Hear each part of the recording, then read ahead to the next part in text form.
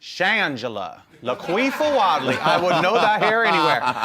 You know, Shangela, I saw her when she first moved here. I was working with her, and I was like, who the fuck is this? Because she came out on stage with this wig that was just so crispy and crunchy. And she was spinning around, and it was at Here Lounge. And she was spinning around and throwing herself on the floor, and that's the first time I saw people doing this shablam Death thing. drop shablam, that I yep. started calling it the shablamgela, because she was just always doing it, and I was like, who the fuck is this? And then when I walked in and saw her on season 2, I'm like, oh my gosh, she is one of the most fun people to work with. Very much, you know, the bitch is always running late. Mm-hmm.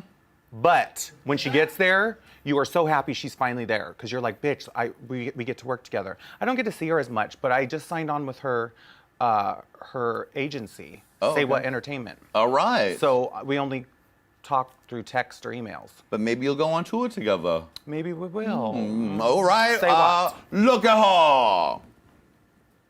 Oh, speaking of going on tour with her, have you met Alyssa a lot? Do you know her? I do know Alyssa. I love her. Yes. Have you had her here yet? Not yet, but I met her at the WoW Christmas party, and she was just like a beaming angel with fur and face and hair, and so nice. And that gown she had on with all those pearls. Amazing. She's another one that when I was watching season 5, I was like, oh my gosh, I love this bitch. I fucking love her. When she went home, I was very upset.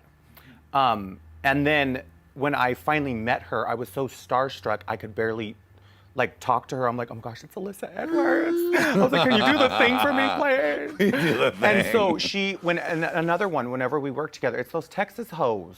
They're just a lot of fun to work with. Those Texas hoes are do it big. Yes, look at her. Look at her. Exactly. All right, there's one more queen, and I know we're of course gonna say something nice, but look at her. Oh, Mama Ru. Mama Ru. Mama Ru. Tell me just what you've been able, like your most private moment you've ever had with RuPaul. Well, we were working on Drag U, and I remember one of my friends had called me the night before and said, you have to read this blog. And we were filming the first season of Drag U while season 2 was still airing. And I was upset. I read a blog, and this person just ripped me to shreds. And I don't care if you don't like my personality, the way I'm dressed, my hair. When you start attacking personal things, like things about like my life that aren't even true, and saying things like that, right. like that's when it hurts. Yeah. And Ru could tell that I was upset, and she pulled me aside, and she said, "What's wrong, girl?"